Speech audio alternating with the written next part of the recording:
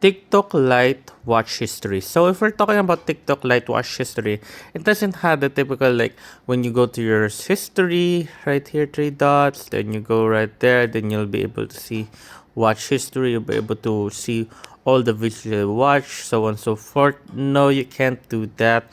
The only thing you can do here is to clear up some space or catches from the videos that you watch. So there's two ways of doing that. You can either go to the settings. You can watch that on our different video here on the channel about TikTok Lite as well. Fixes that you can do.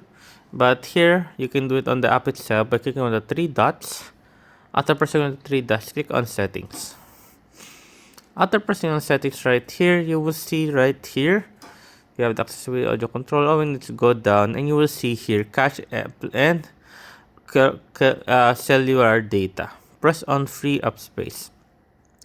Once you click on free up space right there, you will see catch clear temporary files and offline videos right there. As you can see, clear temporary files and offline videos.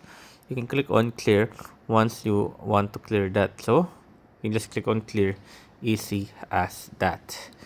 And yeah, so yeah, that's about it, guys. So we're just gonna put it to dark mode so it doesn't hurt our eyes. There you go. As you can see, we are now here at dark mode.